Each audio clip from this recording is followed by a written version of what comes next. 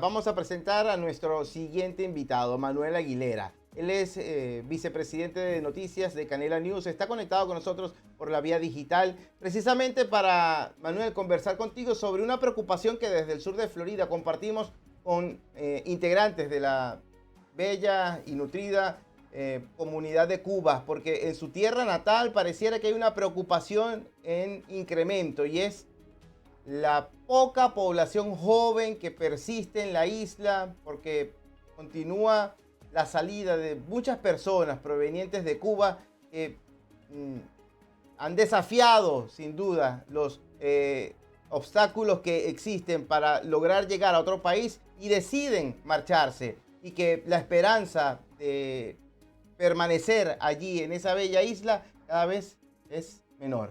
¿Qué podemos decir al respecto? Bueno, es como un edificio que fue fastuoso hace el siglo pasado, hasta el año 58. Cuba era un país con sus problemas y sus defectos, ¿no? Porque también había un gobernante que no era del agrado de todos, como era Batista, pero era una isla con trabajo, con una industria de turismo fuerte, muy vibrante, con relaciones con todo el mundo. Y bueno, esa decadencia no es de hoy, es una decadencia paulatina desde la llegada del castrismo, y después se convirtió en un régimen comunista amparado por la Unión Soviética, y hasta hoy, ¿no? Ha sido un goteo incesante durante la historia de Cuba de gente que se marchaba. La situación en la época que todavía existía la Unión Soviética, pues era mala, pero era mejor que la que hay ahora, y ahora es una decadencia absoluta, ¿no? Es un lugar que no hay horizonte, con lo cual entiendo que la gente tampoco tiene mucho interés en procrearse y en tener familias numerosas al nivel de otros países de América Latina. Y luego muchísima gente que se está yendo por motivos políticos, por la represión y por la falta de horizonte, ¿no? Porque no hay nada que hacer en Cuba para un profesional. Hay muchos profesionales con carreras que ganan cantidades mensuales ridículas. Entonces no hay salida para los habitantes de Cuba, y es normal que cada vez se vaya más gente y la población acabe bajando, ¿no? Por razones obvias, este servidor no tiene la intención en estos momentos de viajar a la isla de Cuba. Primero, por el compromiso que representa el ser periodista independiente y llegar a un sitio que es dominado por esa ideología. Y segundo, porque entiendo que todo lo que yo vaya a invertir no va a ir dirigido en beneficio al pueblo, sino a quienes tienen acceso a las riquezas. Y sabemos que este esquema de corrupción se repite en otros lugares. Pero dicho esto, hay quienes aseguran, y de hecho reportes periodísticos informan, que muchos de los turistas que acuden hacen una especie de, y quiero disculparme un poco para quienes pueda resultar un poco sensible esto, como una especie de safari dentro de Cuba, porque les muestran primero el lugar donde llegan está repleto de servicios básicos que se siguen manteniendo, pero una vez que van hacia donde tienen acceso verdaderamente la población, es allí donde observan la pobreza a la que se enfrenta la población de Cuba. Es decir, falta de energía eléctrica, donde hay acumulación de basura e incluso también prostitución. Esto puede ser un elemento perturbador en estos momentos que espanta a la población de esta bella isla. Bueno, yo en los 90 tuve la oportunidad de hacer no uno, sino varios reportajes con equipos que mandábamos a Cuba. Yo he estado en Cuba en varias ocasiones en aquella época, y ya la prostitución era uno de de la supervivencia de muchas mujeres, ¿no? Que por nada, ¿no? Por regalos se iban con los turistas, ¿no? Por una buena cena, por una buena comida, por una compra de ropa, ¿no? O sea, es un problema endémico el de lo que se llaman jineteras, ¿no? El de la prostitución en Cuba, ¿no? ¿Qué vamos a contar sobre esa degradación ya, ¿no? Pues sí, hay gente que va de turismo sexual a Cuba. Es un país que lamentablemente mucha gente ha perdido la dignidad. Sé que es muy duro, y sé que en Estados Unidos hay mucha gente que todavía tiene familiares allí, cubanos que han venido acá. Pero bueno, es humano, ¿no? Es humano por la subsistencia hacer cualquier cosa, ¿no? El Claro, cubano se ha acostumbrado a resolver y hacer cosas que a lo mejor desde la óptica de un país acomodado nos puede parecer mal. Yo no juzgo al pueblo cubano, pero hay que decir que está muy mal y en ese contexto van a hacer lo que sea por salir adelante, ¿no? Lo que decía antes, ¿no? Si un médico gana $9 al mes, un ingeniero, pues una prostituta puede ganar mucho más que eso, yéndose con un turista canadiense o americano o alemán, que hay muchos, ¿no? Hay muchos canadienses, muchos alemanes, recuerdo, muchos españoles.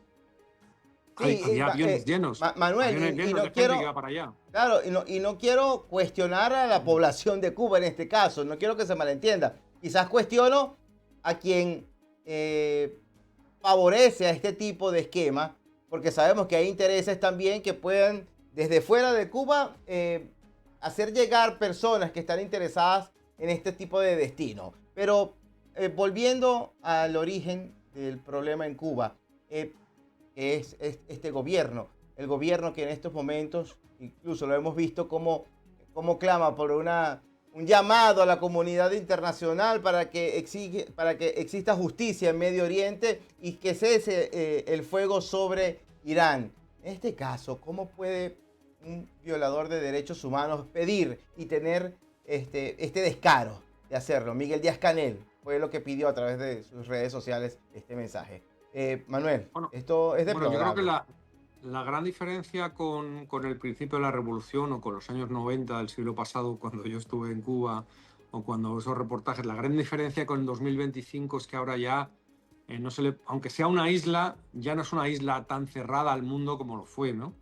Ahora los cubanos saben porque algunos familiares les visitan, saben porque hay internet, saben porque lo ven en los medios, saben que su manera de vivir no es la adecuada, que su manera que su régimen no se adecua a los estándares de una democracia, que no existen los derechos humanos, que no existe, que eso de que la sanidad es maravillosa es una gran mentira, ¿no? Por eso Díaz-Canel no engaña a nadie, ¿no? Díaz-Canel yo creo que no engaña ni a los propios cubanos, ni a sus propios fieles, si es que le queda alguno más allá de los que viven del propio régimen. Entonces, bueno, yo creo que esto es un brindis al sol, ¿no? Este tipo de declaraciones, de reivindicaciones, de derechos. Bueno, Cuba se sitúa con los enemigos habituales de Estados Unidos, se sitúa con Venezuela, se sitúa con Irán, se sitúa con Rusia, se sitúa con todo aquel país que odia a los Estados Unidos y que esté en contra de los Estados Unidos y del mundo occidental, de la Unión Europea, de las democracias, etcétera. Entonces, bueno, ese es su territorio para lanzar su demagogia y lanzar sus mensajes que lamentablemente alguna parte de la izquierda estadounidense, europea y latinoamericana le compran, ¿no? Pero yo creo que no es homologable con una socialdemocracia, con una izquierda democrática que pueda haber en otros países. Esta gente son dictadores, es una dictadura que está incrustada en los cimientos del sistema cubano y que lo único que busca es mantenerse en el poder, que es lo que busca desde casi el inicio de la revolución. Entonces, bueno, lo que pasa es que ya es ridículo, ¿no? Porque ya los tiempos han cambiado y, como decía, ya todo se ve, todo se sabe. Muchas familias de Cuba saben que viven de sus familiares de aquí en el sur de la Florida. Es que es ridículo, pero bueno, ahí sigue hasta que yo creo que esa entrada, ese vientos, esos huracanes informativos pues acaben, digamos, derribando la frágil estructura que tiene la dictadura cubana, ese edificio de cristal, por llamarlo de alguna manera, ¿no? Sí, Manuel, las imágenes que compartimos mientras estamos conversando eh, son actuales. No se trata de una grabación de hace 10 años ni de hace 20 años. Las calles de La Habana registran espacios como si el tiempo se hubiese detenido, al igual que otras localidades en la isla de Cuba. Esto puede cambiar un poco, sin duda, Manuel, y te pregunto, lo que es la expectativa de tanta gente que sigue saliendo.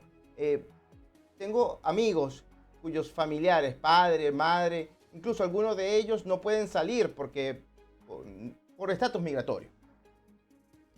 No hay suficiente evidencia para que la Casa Blanca determine que en ese país existe una persecución contra las libertades civiles de su población y más bien se ve que las intenciones de acá, de parte de la Casa Blanca, del Departamento de Seguridad Nacional, del gobierno de Estados Unidos, aprieta más fuerte las tuercas en materia migratoria y sobre todo también a los cubanos.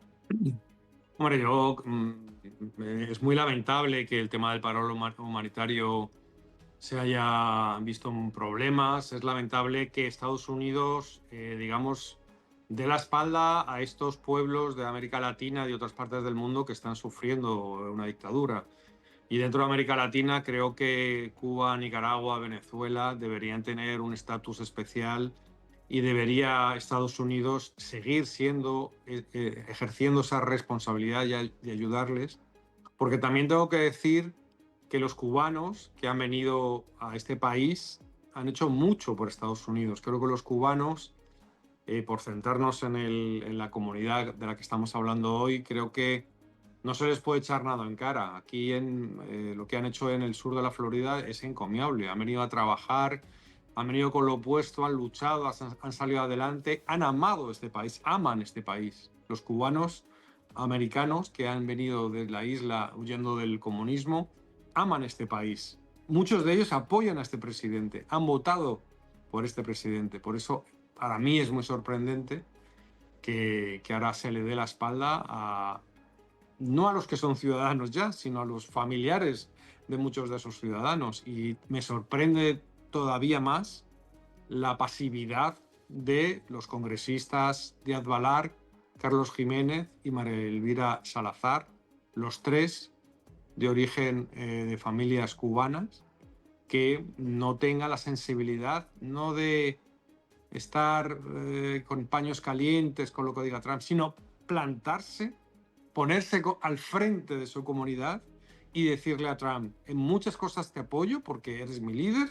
Eso es lo que le tienen que decir ellos. Es el líder del Partido Republicano, es el presidente de este país, pero no te podemos apoyar en que le des la espalda al pueblo cubano, que es víctima, ¿no? No es un aprovechado del sistema estadounidense. Los cubanos han luchado, han peleado por este país, han levantado la economía del sur de la Florida, y creo que de alguna manera el gobierno de los Estados Unidos está en deuda con ellos. Yo creo que todo lo que pidiera la comunidad cubana debería ser escuchado, y creo que la mayoría de los cubanos, sean republicanos o demócratas, quieren ayudar a todos aquellos cubanos que quieran escapar del comunismo. O sea que yo creo que es una obligación de los Estados Unidos, gobierna el Partido Republicano o el Partido Demócrata, de seguir apoyando a todos esos cubanos que salen de la isla y seguir trabajando para que Cuba algún día sea una democracia y por fin esa jerarquía de caciques al amparo del Partido Comunista Cubano salgan de poder, ¿no? Algún día tienen que salir y algún día se tiene que tener la ilusión de no tener la obligación de salir de Cuba, porque en Cuba no se puede vivir, ¿no? Sinceramente, por eso estamos teniendo esta conversación, porque la gente se va, porque no es una opción de vida vivir en un país como Cuba en 2025, ¿no? En 2025, un país que ha atravesado por diferentes crisis, una de ellas, una crisis del periodo especial que muchos cubanos no olvidan todavía, y eso sin contar épocas en las que el fusilamiento también estaban a la orden del día. Manuel, te pido por favor que nos aguardes tan solo unos instantes. Tenemos que conversar sobre otra situación que es bastante preocupante y no ocurre en América, pero América está vinculada. Es la tensión en Medio Oriente. Está conectado con nosotros por la vía digital Manuel Aguilera. Él es vicepresidente de noticias de Canela News. América está, desde el punto de vista geográfico, bastante distante de Medio Oriente. Manuel, no obstante, la geopolítica nos mantiene conectados ante la crisis que se está bastante extendiendo, y que vimos como en el día de ayer el presidente de Estados Unidos dijo: en 2 semanas se tomará una decisión en torno a Irán. Irán e Israel sostienen esta tensión que mantiene en vilo al mundo entero. ¿Qué podemos inferir de la situación que en estos momentos se está atravesando? Bueno, yo creo que, aunque no tiene exactamente que ver, pero tiene un poco de que ver con lo que estamos hablando de Cuba, ¿no? En el Partido Republicano hay dos tendencias. En el espíritu, en el grupo MAGA hay dos tendencias ahora. Unos que ven claramente que Estados Unidos se tiene que meter en esta guerra y frenar a Irán para siempre, y otra gente que dice que ese no es el tema de Estados Unidos actual y que Trump debería mirar para otro lado y ocuparse de las cuestiones internas, ¿no? Y ese es el callejón, digamos la encrucijada, no el callejón sin salida, es la encrucijada en la que está Trump. Trump tiene que decir ya sí apoya a Israel y se une a los ataques, o sí se lava las manos y queda al margen de este conflicto. Lo que está haciendo es ganar tiempo, sinceramente, porque lleva varios días mareando la perdiz sin decir exactamente, y ahora nos dice que en las próximas 2 semanas va a tomar una decisión. ¿Cuál decisión va a tomar? Pues no sabemos. Yo personalmente diría de sí involucrarse, ¿no? Igual que digo que hay que involucrarse con Cuba, con Nicaragua, con Venezuela, que Estados Unidos sí tiene que involucrarse. Al final, se involucre o no se involucre, se va a ganar el repudio de mucho antiamericano que hay alrededor del mundo. Los Estados Unidos, si intervienen en terceros países, se llevan la crítica, y si no intervienen también. Con lo cual, yo creo que tiene que hacer lo que la conciencia le dicte y lo que los intereses le dicten. Y que en Irán se perpetúe una teocracia con armas nucleares que sea un riesgo para toda la región del Medio Oriente y para todo el planeta, porque digamos que la infiltración islamista, aunque muchas veces no viene de la parte chiita de Irán, en Europa es muy fuerte. Hemos vivido atentados en Europa islamistas, los hemos vivido en Estados Unidos.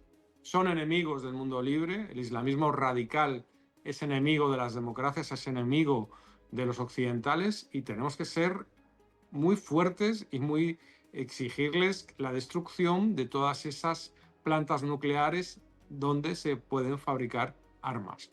Con lo cual, yo creo que ya que estamos en esta encrucijada, espero que Trump dé un paso adelante y se acabe y se destruyan toda esa posibilidad de que Irán pueda cometer un ataque contra Israel o contra los intereses europeos o americanos, ¿no? O sea que yo creo que está en un momento complicado porque, como decía, hay 2 almas dentro de los republicanos y es difícil a lo mejor conseguir un apoyo parlamentario para esto, pero bueno, yo creo que Trump debería dar un paso al frente y enfrentar a ese enemigo, como es Irán, un enemigo de Occidente y un enemigo muy peligroso Manuel, del mundo pero libre. los argumentos desde la Casa Blanca parece que no satisfacen la necesidad de evidencia que puedan tener tanto republicanos como demócratas e incluso trompistas y republicanos conservadores, porque hay mucho temor también. La historia contemporánea creo que arrastra el miedo de no repetir esos errores del pasado en los que no consiguieron también en un objetivo similar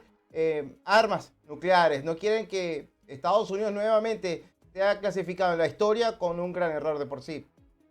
Hombre, yo creo que te refieres a 2003, Sí, cuando las famosas armas de destrucción masiva de Irak, que luego no fueron tales y se hizo una invasión.